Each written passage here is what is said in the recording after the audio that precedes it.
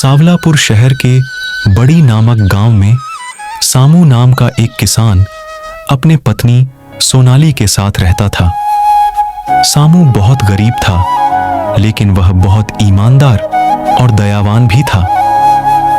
एक दिन उसकी पत्नी कहती है, अजी सुनते हो, आपने तो मटर के बीज लाए ही नहीं, हम कल बोएंगे क्या?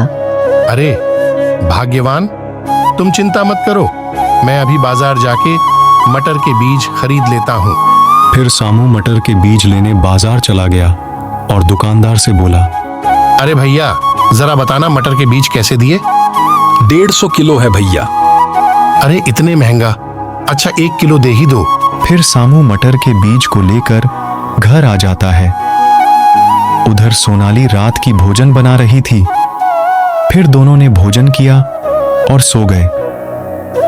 अगली सुबह ही सामू ने अपने पत्नी सोनाली से कहा, अरे हमारा रसमलाई, मैं खेत में बीज बोने जा रहा हूँ, तो अपना ध्यान रखना।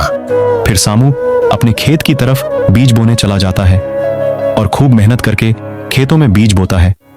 शाम को दोनों खाना खा के सो जाते हैं। जब दोनों सोते रहते हैं, तभी अचानक तेज हवा चलने लगती है और बारिश होने लगती है। कुछ दिन बीत जाने के बाद जब सामू खेत में जाके देखता है, तो वो देखता है खेत में कुछ उगा ही नहीं है और बारिश की वजह से उसकी सारी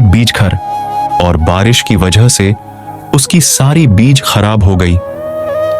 तभी सामू दुखी होकर बोला, अरे ये क्या हो गया, मेरे सारे बीज तो खराब हो गए, अब मेरा घर चलेगा कैसे? मेरे पास तो अब पैसे भी नहीं है। ये बोलकर सामू दुखी हो जाता है। सामू अपने हाथों में भोजन का थैला लिए अपने घर की ओर चल देता है। शाम हो गई थी। रास्ते में सामू से एक भिखारी ने कहा, बापूजी, क्या आपके पास कुछ खाने के लिए है? मुझे बहुत जोरों की भूख लगी है। तभी सामू ने अपने भोजन का थैला उसे दे दिया। फिर भिखारी ने उसे अपने पास से एक झोली मटर का बीज सामू को दे दिया और सामू उसे लेकर अपने घर चला गया। सामू घर जाकर सोनाली को सारी बात बताता है। फिर दोनों खाना खा के सो जाते हैं। अगली सुबह सामू और उसकी बीवी दोनों भिखारी के दिए हुए मटर के बीज को बोना शुरू कर देते हैं। बीज बोने के बाद सोनाली सामू से कहती है, अजी, हमने तो बीज बो दिए, पर क्या ये फसल उगेगा? अब देखो, भगवान की जैसी मर्जी हो। अगली सुबह जब सामू खेत में जाकर देखता है, तो वो चौंक जाता है, क्योंकि सामू की खेत पूरे सोने के फसल से भर गया था। तभी वहां सोनाली आ जाती है और कहती है, हाय राम, ये क्या हो गया जी? मुझे तो यकीन ही नहीं हो रहा है। मुझे तो ऐसा लग रहा है जैसे मैं सपना देख रही हूँ। अरे हाँ भाग्यवान, ये तो कमाल हो गया। फिर धीरे धीरे दोनों बहुत अमीर हो जाते हैं।